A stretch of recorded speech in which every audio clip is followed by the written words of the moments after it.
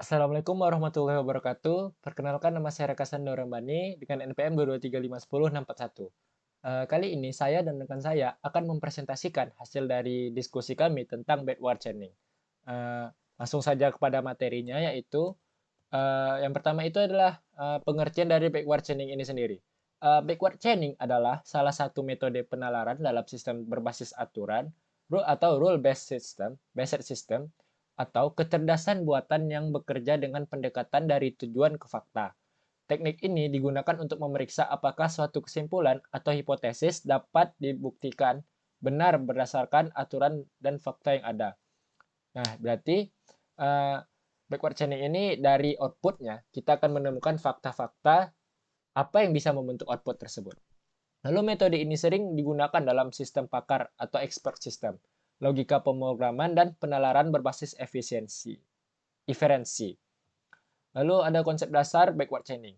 Yang pertama itu mulai dari tujuan atau goal yang ingin dibuktikan. Nah, seperti yang dibilang tadi, backward chaining ini dimulai dari hasil output atau goalnya. Lalu yang kedua itu cari aturan rule yang menghasilkan tujuan tersebut. Nah, setelah kita mulai dari goal tersebut, kita akan mencari dari antara banyaknya rules atau aturan, kita akan mencari yang mana paling cocok untuk menemukan goals tersebut. Lalu ada yang ketiga itu periksa premis atau kondisi dari aturan tersebut. Nah, jika aturan tersebut benar, maka kita akan langsung lanjut ke tahap selanjutnya yaitu pada pencarian faktanya. Lalu jika premis belum dipenuhi, ulangi proses untuk premis tersebut. Nah, jika tidak ada yang benar atau jika tidak ada rules yang membuktikan bahwa itu memiliki tujuan seperti yang output atau goals yang kita cari, maka itu tidak akan bisa lanjut ke dalam faktanya atau masuk masuk ke langsung ke faktanya. Lalu yang kelima itu lanjutkan hingga semua fakta terpenuhi atau tidak ada aturan yang sesuai.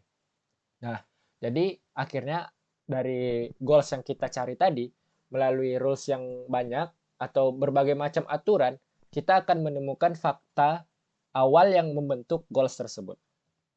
Nah, contoh sederhananya itu seperti contohnya di sini kasus. Kasusnya itu apakah seorang bisa lulus mata kuliah? Jadi aturan atau rules yang digunakan di sini.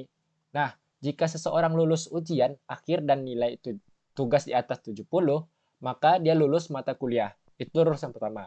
Lalu rules yang kedua adalah jika seseorang hadir di atas 80%, maka bisa mengikuti ujian akhir. Nah, jadi jika seseorang hadir di atas 80%, maka dia akan bisa mengikuti ujian akhirnya. Lalu yang ketiga itu ada jika seseorang mengumpulkan semua tugas, maka nilai tugas di atas 70. Nah, seperti itulah di sini contoh sederhananya ada 3 rules. Yang pertama itu lulus ujian di atas 70 dan itu akan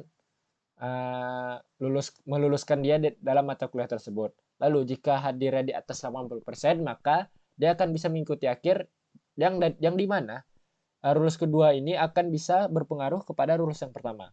Lalu, jika seseorang mengumpulkan semua tugas, maka nilai tugas di atas 70. Nah, rules yang ketiga juga berpengaruh terhadap rules yang pertama. Dikarenakan di rules yang pertama, jika ingin lulus mata kuliah, kita harus mengikuti ujian akhir yang dimana harus tingkat kehadiran 80% dan nilai tugas di atas 70. Yang dimana di rules ketiga dikatakan di situ harus mengumpulkan semua tugas jika ingin mendapatkan nilai di atas 70. Nah, faktanya di sini, seseorang telah mengumpulkan semua tugas. Nah, fakta di kasusnya ya, seseorang ini telah mengumpulkan semua tugasnya. Jadi otomatis, dia akan mendapatkan nilai 70, maksud saya di atas 70. Lalu fakta yang kedua itu seseorang memiliki kehadiran 85%. Nah, dia telah memenuhi rules kedua, yang dimana dia akan bisa mengikuti ujian akhirnya. Nah, jadi kita lanjut langsung prosesnya. Yang pertama adalah langkah 1, tentukan goal. Goalsnya itu apakah dia ini lulus atau tidak. Lalu langkah kedua, kita cek aturan pertama. Apakah lulus ujian akhir dan nilai tugas di atas 70?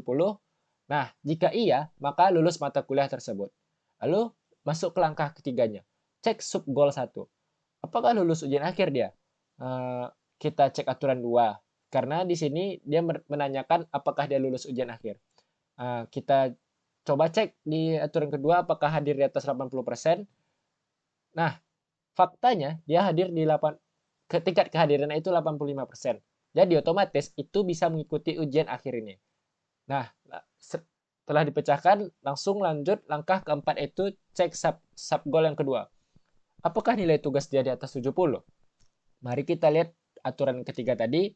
Jika seseorang mengumpulkan semua tugas, maka nilai tugas di atas 10. Sedangkan faktanya, dia mengumpulkan semua tugas, telah mengumpulkan semua tugas. Jadi, karena telah mengumpulkan semua tugas, maka nilai tugas dia otomatis akan di atas 70. Nah, outputnya itu, maka dia berhasil atau lulus dari mata kuliah tersebut. Nah, masuk kelebihan dan kekurangan backward chaining. Kelebihannya itu adalah efisiensinya itu untuk masalah dengan tujuan yang jelas itu sangat bagus. Lalu yang kedua hanya mengevaluasi aturan yang relevan dengan tujuan. Maksudnya di sini dia hanya memeriksa atau mengecek ulang aturan yang relevan dengan goals tersebut, goalsnya. Lalu yang ketiga adalah cocok untuk sistem pakar atau expert system dengan banyak aturan. Lalu kekurangannya itu tidak efektif jika tujuan tidak jelas atau terlalu banyak. Nah, di backward chaining ini mungkin jika tujuannya terlalu banyak, itu akan memakan banyak waktu dan mencari banyak goals. Nah, jadi di backward chaining ini sebaiknya kita hanya bisa menggunakan beberapa atau sedikit goal saja agar tidak memakan banyak waktu. Lalu yang kedua adalah membutuhkan struktur aturan yang terorganisir dengan baik. Jika tidak terorganisir dengan baik, maka backward chaining ini akan kebingungan. Maksud kebingungan di sini, rules tidak boleh berantakan.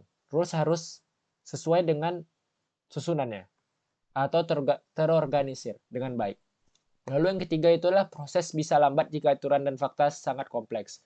Nah, dalam kasus yang besar, itu akan memakan banyak waktu jika prosesnya atau rulesnya, rules dan fakta khususnya, itu terlalu kompleks atau terlalu banyak. Jadi, itu bukan sebuah kekurangan mungkin, tapi kelemahan.